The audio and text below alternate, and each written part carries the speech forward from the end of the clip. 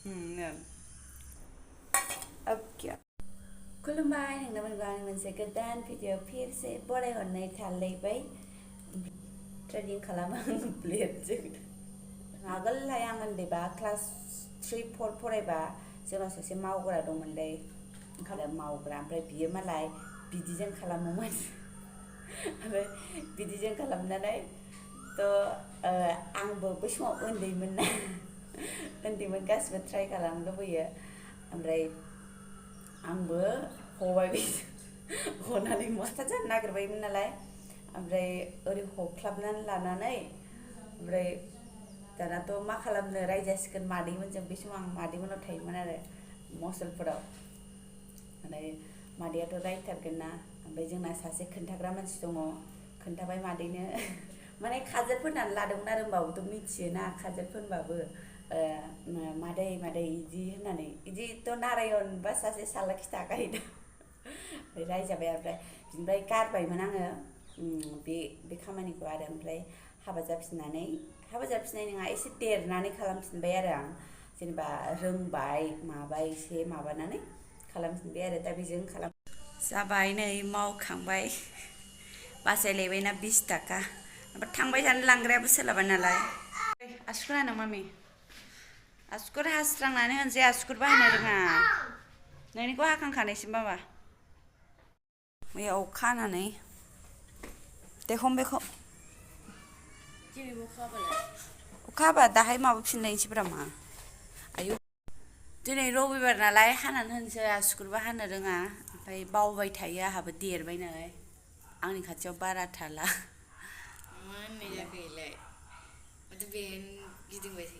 होमबाबो नों आंजों नांजाबनानै थालाना मामि आगैनिखौ आं बामनानै मानानै नुबाय थायो नों आंजों खाथियाव थालाना गाव गावबागाव थाबाय बेखायनो सानदे मानदे जेबो गैया बेदर जानो लुबैदोंमोन आंखौ सानदेबाबो जेबो मोना सानदे जायाबा मोजां मोनजागोन सानदेफ्राव जानो लुबैयोबा मामि आराम गोजोन संनानै मानानै बिहाथ' बाबाया फैनोनो मोनाबा ओंखाम ओंख्रि संनोसै आङो दा ओमफ्राय जि गोथावखा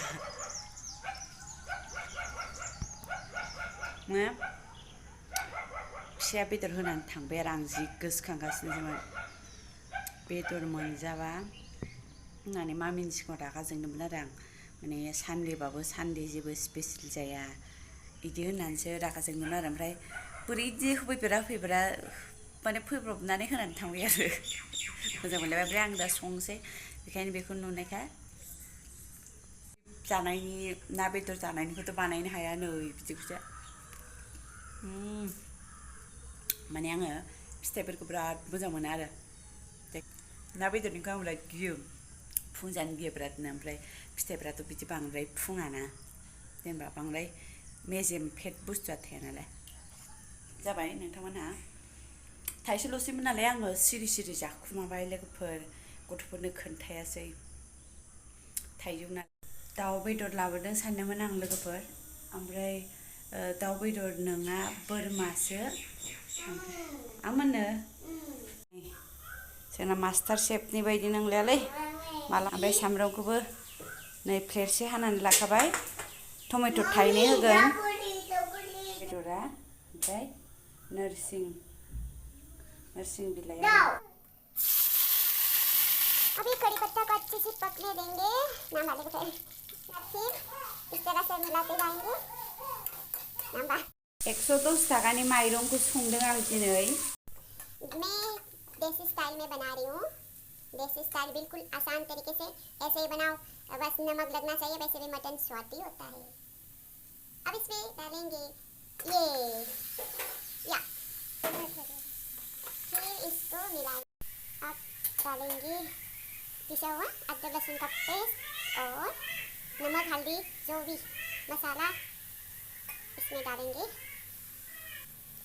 फिर इसको फिर से मिलाएंगे अरे माथे खाओ खाइए चेहरे की खोना आप जैसे मर्जी बनाओ बस इसको भी थोड़ी देर के लिए और पकने देंगे। अभी इसको ढक के रखेंगे। ये दिनैनिया बरिया जादोंलै बोरमाजों मिलायलायसिगोन हा हा हा फैबाय बोरि अभी थोड़ा सा तेल बाहर आना शुरू हो गया है। अब इसमें डालेंगे टमाटो। 2 मिनट ऐसे ही पकने देंगे। फिर इसको कुकर में डालेंगे। इसमें गया पानी।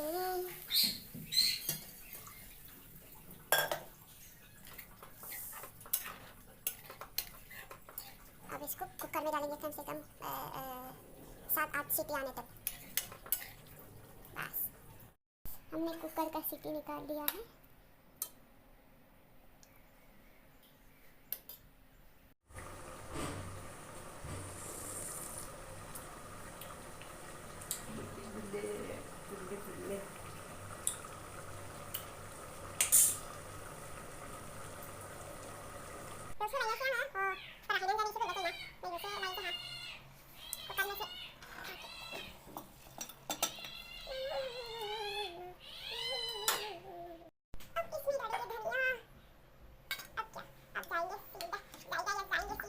जि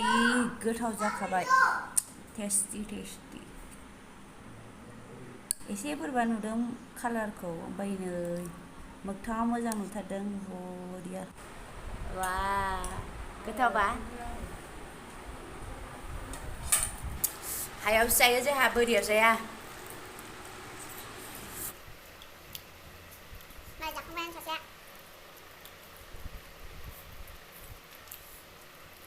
जाखांनानै गेलेबावगोनसो दा सोरबा बाजा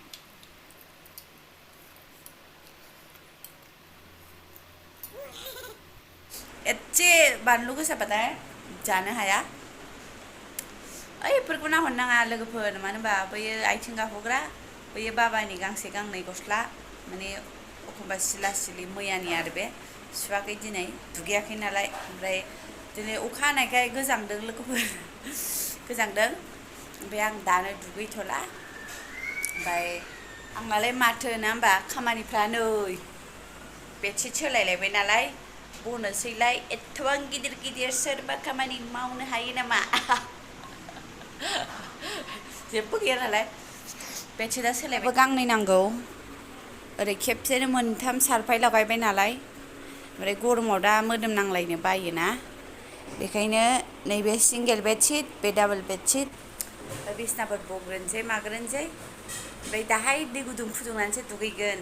बुरै देहा नालाय दै गुसुखौबो हाथारा एसेबो सहायनोनो हाया ओमफ्राय खामानिया बिदिनो लोगोफोर आंना जेबो गैया ओमफ्राय बोरमा बेदरखौ आं दिनैनिफ्राय लाबोनांला होनबाय बोरायखौ एथ'बां दाम दाउ लकेलखौनो मोनजागौमोन सेरनैयानो होननांसिगोन 280 नालाय थ' 700 ना मा होनखो बेदरखौ होनबा लस मोनथारा ल' साफानो बनानै 2 मिनिट 3 मिनिट बे गथ'आ हाबफैयाबानो साफा थागोन आरो ओमफ्राय जै हाबफैबाय गैला दाल'सो खामानि गैया बेलाय दाखोर खालामग्राया माने बबाबो थायानो मा नोंहा गोजांदों हो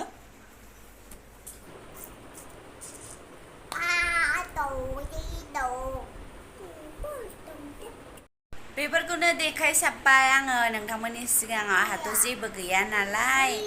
गाज्रि मोननांला आरो मानो होनबा बेसे फन फैयो मालाय रायलायनायफ्रावनि लोगोफोर ओमफ्राय चेनेलाव सोरबाफोर गोदानै दिनैसो नुजेनोबा चेनेलखौ साबस्क्राइब खालामनानै होदो आरो होनबा आंबो माने आगोलाय मबाइल नायामोन आंबो एथबां मबाइल दासो ओमफ्राय माने मोजां मोनग्रा जाबाय आंबो बानायनानै नोंथांमोनजों नोंथांमोननि मोजां मोजां जा मोनसे फैयो मोजां कमेन्ट गोदै कमेन्ट ओमफ्राय आं माने न'नि मानसिफोरजों रायलायदों बायदि मोनो आरो बेखायनो आं बेफोरखौनो देखायसाबबाय आं लोगोफोर जेबोथ' गैया नोंथांमोना बेखौनो नायसाबबायो थ' बिनि थाखाय थेंक इउ जेबो गैमारा आंहा बिदिनो जानाय थानाय ओमफ्राय माबाफोर एखमबा हथातके जाफ्लांबाय अबावबा थांनाय फैनाय ओमफ्राय बेनो जानाय लोंनाय थानाय गथ'आ खिफि आं मिनिदावो नालाय गावनि खिफिनायखौ ओमफ्राय गहा जि माबा मोनसे मोजां माबानाय बायदि मोनो आरो खिफिनानै होयो आरो माने खिफिनोबा खाथियाव फैयो आरो आंनि खाथियाव फैयो ओमफ्राय थ' लोगोफोर दिनैनि भिडिअ'आ बेखिनियानो बिसिम नायनायनि थाखाय रोजा रोजा साबायखर thank you for watching bye bye